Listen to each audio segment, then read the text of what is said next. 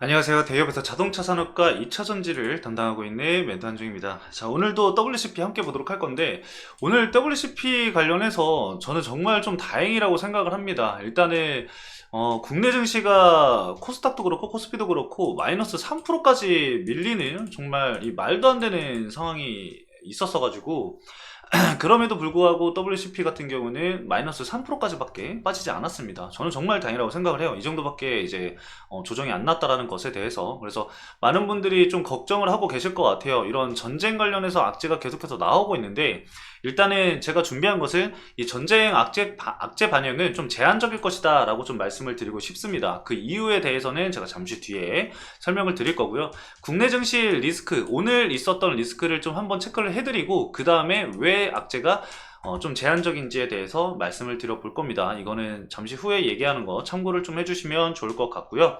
자, 바닥을 형성하는 시기에 체크해야 되는 리스트라고 좀 말씀을 드렸는데, 사실 이거는 제가 과거에서부터 계속해서 말씀을 드렸었던 거예요. 이 WCP가 저평가를 받고 있는 것도 맞고, 앞으로의 성장성이 있는 것도 맞고, 그리고 현재 과매도 구간인 부분들이 맞기 때문에 이 구간에서 체크를 해야 되는 부분들 다시 한번 기술적으로 체크를 해서 말씀을 드리도록 하겠습니다.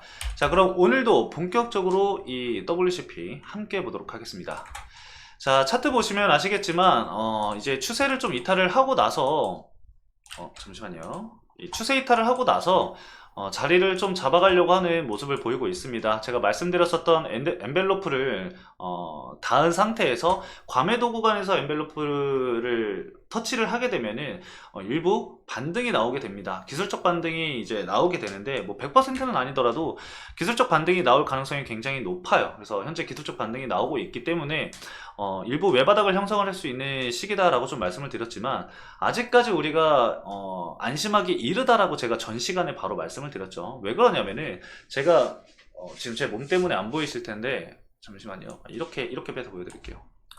자, 이렇게 보시면은 현재 이 구간이 엔벨로프를 터치한 구간입니다. 그리고 아래 하단에 보이는 이 웅덩이가 바로 RSI 이제 과매도 구간인데, 이 RSI 과매도 구간을 좀 벗어나는 모습이 보여줘야 하고, 확실하게 어느 정도의 이 RSI가 올라와줘야 해요. 이 하단 밴드에서 놀고 있으면은 다시 추가적인 이 조정이 나올 가능성이 굉장히 높다라고 말씀을 드렸습니다. 이거는 제가 어제도 말씀을 드렸기 때문에 매우 중요한 부분이기 때문에 여러분들이 알아야 하는 내용이에요. 그래서 꼭 체크를 해 주시고요.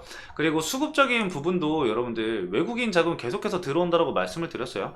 저가라고 판단이 되기 때문에 이 물량들도 들어오는 거라고 저는 생각을 해요. 그리고 그만큼의 투자 가치가 분명히 있다라고 저는 생각을 하고 있기 때문에, 그런 미래 성장성을 따지고 봤을 때 현재의 조정은 힘들 수 있겠지만 바닥을 만들어가는 시점이 보여지게 된다라고 한다면은 충분히 우리가 기존에 알고 있었던 주가 위치까지의 회복세는 나올 수 있을 거라고 생각을 합니다. 그래서 외바닥을 형성을 하거나 아니면은 단기적으로 박스권을 형성을 하고 다시 회복을 하는 그런 모습들을 유추해 볼 수가 있겠죠. 단 여기서 우리가 중요하게 봐야 될 게 뭐냐면은 이 WCP만의 문제가 아닙니다. 어떤 문제냐면은 이 시장 문제도 우리가 고려를 해봐야 해요. 이 글로벌 증시 자체가 좀 무너지는 흐름이 나와준다고 한다면은 큰 폭으로 이제 이 WCP뿐만 아니라 이게 다 조정을 받을 수가 있는 거잖아요. 그래서 주의가 필요합니다. 그래서 오늘 말씀을 드려볼 거예요. 자, 어떤 이슈가 있었느냐? 전쟁 관련해서 이제 이슈가 있었죠. 요즘에는 텔레그램이 많이 활성화가 되어 있기 때문에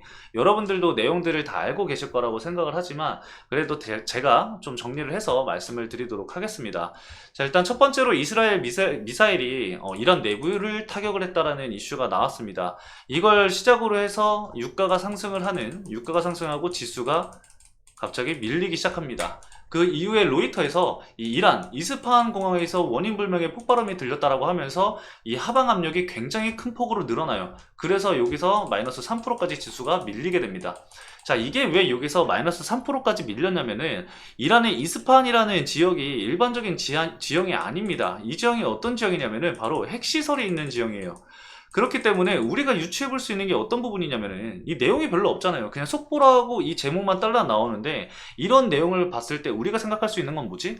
그러면은 핵시설이 있는 지역에 폭발음이 들렸으면은 핵시설을 공격을 했나? 라고도 생각을 해볼 수가 있는 거거든요. 그래서 그런 공포감이 형성이 되다 보니까 지수가 3%까지 밀리게 되는 겁니다. 그 이후에 이제 미국 쪽에서 미국 소식 통해서 이스라엘의 이란 영토 공습이 제한적일 것이다 라고 이슈가 나오면서 회복세가 갑자기 나오기 시작합니다. 정말 웃기죠. 네. 이러한 회복세가 나오면서 갑자기 마지막으로 결정타가 날라오죠. 이란의 당국자가 이란 겨냥 미사일 공격이 없었다라고 주장을 하게 됩니다. 정말 어이가 없는 상황이죠. 이걸로 인해서 지수가, 국내 지수는 코스피 코스닥 할 거 없이 마이너스 3% 이상 빠졌는데 이런 어이없는 해프닝이 일어나게 됩니다. 일단은 유가 같은 경우는 지금 아직까지는 다 빠지지 않고 있는 상황이에요. 국내 증시는 마이너스 1.7%까지 이제 회복세를 좀 보였는데 일단은 좀 더 지켜봐야 될 것 같아요. 이게 지금 미사일 공격이 없었다라고 함에도 불구하고 전반적으로 다 이 회복세를 보이지 않는 이유는 간단합니다. 어떤 이유냐면은 불확실성 때문이에요. 불확실성. 그러면은 앞으로 이 전쟁이 계속해서 이어질 것이냐, 그런 리스크를 우리가 생각을 해볼 수가 있을 텐데, 그것도 제가 이제 또 말씀을 드려보면은 이 해당 내용을 이제 키움증권에서 가지고 왔습니다. 키움증권 자료를 살펴보면은 기존에 있었던 전쟁으로 인해서 주식시장이 어느 정도 빠졌는지를 좀 체크를 해볼 수가 있거든요.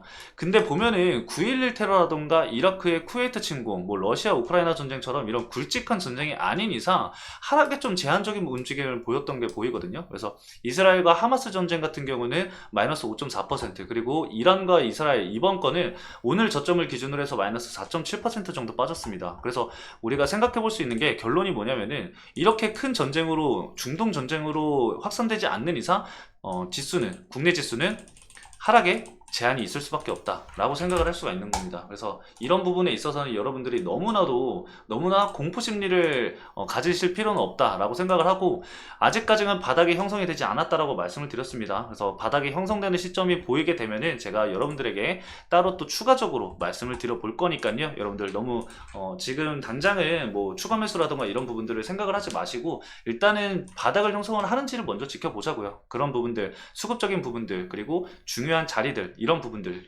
지표적 이런 거는 제가 분석해서 여러분들에게 전달을 해드릴 거니까요. 제 영상 체크하시면서 따라와 주시면 좋을 것 같습니다. 자, 오늘 간단하게 여기까지 말씀을 드리면서 마치도록 하겠습니다. 오늘도 시청해주신 여러분들 감사합니다.